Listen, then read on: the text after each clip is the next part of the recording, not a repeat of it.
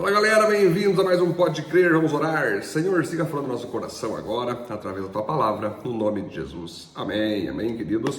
Vamos estudar agora Deuteronômio capítulo 21, como primeiro ponto. Jamais se torne cúmplice de nenhum erro. Olha que interessante. Moisés disse ao povo: quando vocês estiverem vivendo na terra que o Senhor nosso Deus lhes está dando, pode acontecer que encontrem no campo o corpo de um homem assassinado e não se descubra quem foi que matou. Nesse caso, os líderes dos juízes irão medir a distância entre o lugar onde o corpo foi descoberto e as cidades em redor. Aí os líderes da cidade, que ficar mais perto do lugar onde estava o corpo, pegarão uma bezerra que ainda não tenha sido usada no trabalho, levarão o animal para um vale onde haja um ribeirão que nunca seca e onde a terra nunca foi arada nem semeada, e ali quebrarão o pescoço do animal. Os sacerdotes levitas também irão até lá, pois o Senhor nosso Deus escolheu para os servirem, para darem a bênção em nome do Senhor e para decidirem todos os casos de violência. Os líderes da cidade que ficar mais perto do lugar onde o corpo foi encontrado, lavarão as mãos por cima do animal morto e dirão: nós não matamos esse homem, nem sabemos quem foi que o matou. Portanto, ó Senhor Deus, perdoa o teu povo de Israel, o povo que livraste do Egito. Não culpes o teu povo pela morte desse homem inocente. Assim, o povo não será julgado e nem culpado por aquela morte. Portanto, se fizerem aquilo que o Senhor acha certo, vocês estarão tirando do meio do povo a culpa pela morte de um homem inocente. Então, vocês reparem aqui que no meio daquela multidão de pessoas, tudo poderia acontecer, né? Milhões de pessoas israelitas, poderia haver de fato brigas, como havia, assassinatos intencionais, aquela coisa toda, né? Mas também poderia acontecer de um judeu estar passando na rua e encontrar um homem morto, não tendo sido ele que matou, ele não saber quem foi que matou, mas é necessário saber para que haja justiça, para que haja ali a bênção de Deus e que as maldições de Deus não alcancem aquela pessoa que matou aquele homem e o povo da qual aquela pessoa pertence. Então você veja só que nós temos que entender que as nossas liberdades, elas por mais que são individuais, elas se forem mal usadas, podem ter consequências não só para nós mesmos, mas como também para o coletivo, para os nossos familiares, para aqueles que estão ao nosso redor. É assim que Deus vê o mundo, né? Não tem essa, não, você errou, então só você vai colher. Alguns pecados sim, mas outros depende do erro, né? Imagina aquela pessoa que morreu ali, ela é filho de alguém, irmão de alguém, né? Então o assassino representa a família, representa uma tribo, uma empresa. Então era muito necessário ali sempre que, por mais que se soubesse quem foi o agressor, quem foi o pecador, o assassino, e tinha que julgar aquela pessoa, até aqueles que não se sabiam quem era, tinha que então fazer sacrifícios, ofertas a Deus e deixar claro que nenhum daqueles que estavam próximos àquele corpo morto tinha ligação com aquela morte, para que Deus não viesse com nenhum tipo de castigo coletivo, né? Isso mostra o que para nós, gente? Que nós jamais iremos nos tornar cúmplices de nenhum tipo de erro. Por que eu digo isso? A Bíblia fala assim, né? Que se nós estamos com algum tipo de acusação, tem que ter testemunhas e toda aquela questão. Então, aquela expressão que diz assim, ó, quem cala consente, né? Quem não deve não teme. Muitas vezes as pessoas não querem se envolver, não querem dizer nada por medo de retaliação, mas o silêncio delas ao não dizer que não estão junto com algum erro, já dá desconfiança que pode ter participação. Então é necessário que o povo cristão saiba dizer: ei, nós não temos nada a ver com isso. Eu não tenho nada a ver com isso que aconteceu. Vamos buscar os culpados para que a justiça do Senhor seja feita. Nós não podemos jamais ser cúmplices de nenhum tipo de erro, né? Esse aqui é um exemplo clássico da Bíblia, mas pode ter exemplos menores, exemplos diferentes, mas que nós viemos sempre como cristãos nos posicionar dizendo: ei, nós não concordamos com isso. Nós não concordamos com o aborto, nós não concordamos com o casamento gay, a gente não concorda com isso, porque nós sabemos que falar nos tira da culpa e das consequências que vão cair sobre aquelas pessoas. Agora, ficar em cima do muro, não falar nada, achando que isso é sabedoria, as consequências virão também, porque quem cala, consente, né? Ponto 2. Jamais abandone ninguém, nem mesmo os desconhecidos. Olha só, jamais abandone ninguém, muito menos os desconhecidos. Quando o Senhor nosso Deus fizer com que vocês vençam os inimigos e vocês levarem alguns prisioneiros de guerra, pode ser que um de vocês veja entre eles uma mulher bonita. Se você gostar dela e se casar com ela, leve-a para casa, onde ela, em sinal de luto, rapará a cabeça, cortará as unhas e trocará de roupa. Ela morará na sua casa e ficará de luto 1 mês pela morte do pai e da mãe. Depois você pode casar com ela. Porém, se mais tarde você não gostar mais dela, deixe que vá embora livre. Você não pode vendê-la nem maltratá-la. pois você a humilhou forçando-a a casar com você. Nessa época antiga, então, de Israel, quando eles tomavam territórios, né, inimigos e deixavam aqueles cidadãos ali vivos, os judeus, em sua maioria, acabavam por casar com aquelas mulheres que estavam ali, que eles achavam bonitas e tudo mais. Mas caso lá na frente eles não quisessem mais aquela mulher, eles deveriam liberá-la para seguir sua vida, mas não deveriam humilhá-la, não deveriam deixá-la com as mãos abanando, deveriam todos ali ter esse cuidado. Então você repare que o povo de Israel, quando eles ganhavam inimigos, territórios inimigos, eles cuidavam, eles assessoravam aquelas pessoas vivas. Eles permitiam que aquelas pessoas aprisionadas ali por causa da guerra tivessem casas, tivessem trabalho, né? Como mostrei aqui, algumas até se relacionavam em casamento, alguns judeus casando com algumas dessas mulheres, mas não existia o abandono daquele povo, que muitas vezes são só cidadãos comuns, não estavam envolvidos na guerra como um todo, como soldados. E aí mostra que nós devemos então, com esse princípio, saber que devemos sempre amar todas as pessoas, não só cristãos. Nós temos uma ideia, muitas vezes, errônea, de achar que nós só devemos ajudar e abençoar e lembrar de pessoas que são cristãs e rejeitar as não cristãs. Mas Jesus nunca nos ensinou isso, muito pelo contrário. Ele comia com fariseu, saduceu, comia com pescador, prostituta, enfim, ele comia com os pecadores. Ele sempre ajudou todas as classes sociais, não importa se eram a favor da fé que Jesus estava pregando ou não. Então nós temos que amar todas as pessoas. Não estou dizendo ter comunhão, concordar com todas as pessoas. Essas nós chamamos de irmãos em Cristo. Mas devemos amar, cuidar, assessorar, cuidar de cada uma delas e suas necessidades, independente aí de sua religião, de sua crença, e isso é amar a humanidade, né? O ponto 3, então, agir com justiça supera sentimentos.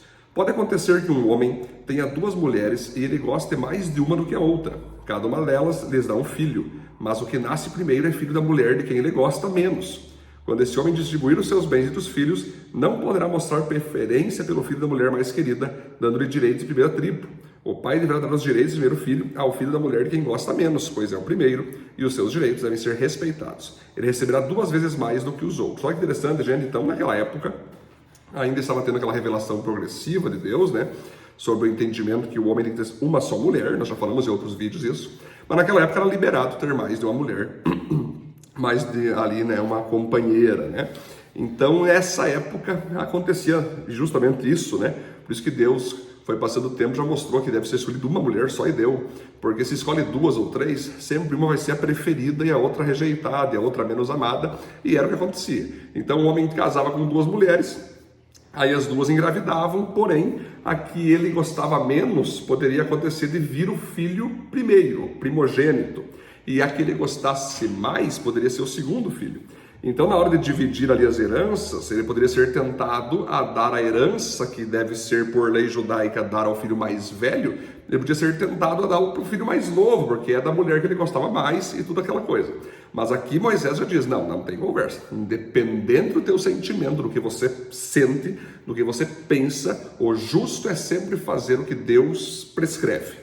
O que nós estamos impondo como princípio. Não importa se você teve um filho primogênito com aquela que tu gosta menos, não interessa. Ele vai ser aquele que vai receber toda a herança, ou seja, uma porção dobrada 2 vezes mais do que a herança do filho mais novo, né? Então isso mostra que nas nossas decisões, na nossa caminhada de fé, nossa caminhada de humanidade, muitas vezes nós vamos ter sentimentos, paixões que queiram nos levar a fazer algo que vá contra a palavra de Deus, que vá contra as leis estabelecidas, baseadas na palavra de Deus. Então, muitas vezes na nossa vida, nós temos que engolir o nosso choro, engolir o sapo mesmo, aquilo que nós queremos, aquilo que nós estamos pensando, que nós achamos ser justo, e nos dobrar para aquilo que realmente importa, para aquilo que realmente nós aprendemos na Bíblia, né, e todos os princípios ali. Vamos ver também o ponto 4. Jamais passe a mão no erro de ninguém, nem mesmo de seus próprios familiares. Olha só, pode ser que um homem tenha um filho teimoso e rebelde, que não obedece aos pais, nem mesmo depois de ser castigado. Então os pais devem levá-lo aos líderes da cidade, no lugar de julgamento, na praça pública, eles dirão: o nosso filho é teimoso e rebelde, ele não nos obedece, gasta dinheiro à toa e é beberrão. Aí todos os homens daquela cidade o matarão a pedradas, e assim os estirarão o mal do meio do povo. todos saberão o que aconteceu e ficarão com medo. Então você repare que naquela época também era liberado, gente. Claro que nesses nossos dias hoje isso é um crime, fazer o que era feito ali no Antigo Testamento, mas era liberado para aquele momento, aquele tempo do povo de Israel, ali os princípios de Deus, né? Por causa que Deus habitava a terra com a sua própria presença, ali junto com o tabernáculo, com a Arca da Aliança. Então não poderia haver desonra, desrespeito, né? Assassinato, prostituição, porque a própria presença de Deus física ali, no sentido de glória, presença manifesta, não tolera nada disso. Inclusive pessoas deviam ser mortas por desonrar a Deus e desonrar os pais, que é um mandamento: honrarás teu pai e tua mãe para que te prolongues os dias na terra. Então nessa época, os pais, se tivessem um filho rebelde, desobediente, e eles falassem tudo para ele, fizessem tudo para que ele voltasse a ser um filho obediente, honrador, mas ele continuasse vivendo na ilegalidade, vivendo na desonra, né? Bebendo, fazendo festa, não estando nem aí para os pais, os pais deveriam trazer o seu filho até as autoridades ali de Israel. E se esse filho não quisesse mudar mesmo, ele era então mandado aos homens, às autoridades, aos líderes, matar esse filho a pedradas. Olha só que loucura isso, gente. Mostrando que princípio que tem aqui, né? É claro que hoje seria um crime, mas naquela época Deus liberava para trazer princípios. Quais são os princípios? Que quando nós formos então aplicar leis, aplicar princípios, né, buscar fazer o que é certo, a gente tem que fazer o que é certo com todo mundo, principalmente com quem é da nossa casa. Então, se na nossa casa tem um filho, tem a nossa esposa, enfim, tem algum irmão que possa estar morando junto, ou mãe e pai, enfim, seja parente e cometeu um pecado, cometeu um erro, nós não podemos passar a mão na cabeça dele porque ele é favorito, não. Temos que deixá-lo colher dessas consequências e temos que sim fazer a nossa parte que cabe para que esse familiar aprenda as lições que ele errou e venha a ser uma pessoa melhor. Porque existem muitos cristãos que gostam de condenar todo mundo, mas quando um familiar erra, e tem pastor que faz isso, né? Quando o filho erra, quando a filha erra, passa a mão na cabeça e esconde o pecado porque é filho, porque é filha. Mas por que tu não tem essa mesma misericórdia com o filho dos outros, né? Então, se você vai ter misericórdia do teu filho, tenha do filho dos outros. Agora, se você vai querer agir na integridade, como a Bíblia nos manda, com caráter, então haja tanto dentro de casa como fora de casa e seja justo com todo mundo, né? Aí nós vamos ver agora o último ponto. Condene o mal e toda forma de mal, pois ele é contagioso. Olha só. Moisés disse ao povo: se alguém for morto por ter cometido um crime e o corpo for pendurado num poste de madeira, não deixe que o corpo fique ali durante a noite. É preciso sepultá-lo antes do pôr do sol, pois um corpo pendurado assim faz a maldição de Deus cair sobre a terra. Sepulte o corpo, para que não fique impura a terra que o Senhor nosso Deus lhes está dando para ser de vocês. Então nós vamos ver aqui, ó, condene o mal e toda forma de mal, pois ele é contagioso. Repare então, queridos, que nós vamos ver aqui, se uma pessoa foi morta por um crime, né, que foi pendurada num madeiro, crucificada mesmo, é interessante isso, ela está ali crucificada por causa que ela foi criminosa, deveria então ser tirado o corpo do madeiro, porque assassino pendurado numa cruz é símbolo de maldição. Se não for tirado a tempo, né, as maldições que vão cair sobre aquele corpo morto acabarão indo para o coletivo, para as pessoas que estão ao redor, para o povo a qual ele pertence. Era necessário então tirar aquele corpo do madeiro, sepultar, né, enterrar, e com isso então ninguém ser o cúmplice daquele corpo pendurado no madeiro e toda essa questão. O que isso mostra para nós como princípio, queridos? Que tudo que é ruim, né, claro que hoje muda a questão daqueles tempos lá, mas tudo que é ruim, tudo que é mal, nós temos que eliminar. Em que sentido, gente? Não aqui seres humanos, evidente, porque aqui já era um corpo morto numa cruz, que era uma questão de sepultamento, mas é algo profético que mostra que nós não podemos deixar nem um pouco de maldade entre os nossos relacionamentos. Se nós ver que tem alguma pessoa que está tentando criar contenda, criar calúnia, causar ali divisão, discórdia, a gente chama essa pessoa, tenta resolver ela, chama uma, duas, três, coloca testemunhas, mas se ela não quiser, nós temos que então mandar ela se retirar do grupo, para que ela não contamine com o seu mal as pessoas que estão ali, né? Uma vez que Deus me deu um sonho, quando eu tinha uma equipe de líderes adolescentes, né, há muitos anos atrás, e aí Deus me mostrou várias laranjas e uma delas ficando podre, né? Aí Deus me mostrou no sonho que conforme ela ia apodrecendo as outras laranjas. Passou alguns dias, Deus me mostrou que entre a minha equipe de liderança tinha uma menina que estava vivendo no pecado, estava contra Deus e tudo mais. E Deus nos revelou que se mantivesse ela ali, ela logo ia influenciar os outros. Conversamos com ela decidiu mesmo ser afastada para se desviar, né? E Deus nos livrou. Ou seja, nós temos que entender que aquela pessoa que muitas vezes você tolera no meio da tua equipe, ou no meio do teu grupo de relacionamentos, aquelas maldades que tu tolera, pode acabar passando para as outras pessoas e virar maldades coletivas. É aquilo que se fala, né? Quem tolera o lobo sacrifica as ovelhas. Tem uma frase que diz assim, né? Então nós vamos perceber que é necessário. O mal tem que ser confrontado. Uma pessoa que não quer mudança, ela tem que ser afastada, para que com isso ela não cause mal nas outras pessoas que estão ali. E é tão interessante aí que você vai ver, né, gente, que o próprio nosso Senhor Jesus, né?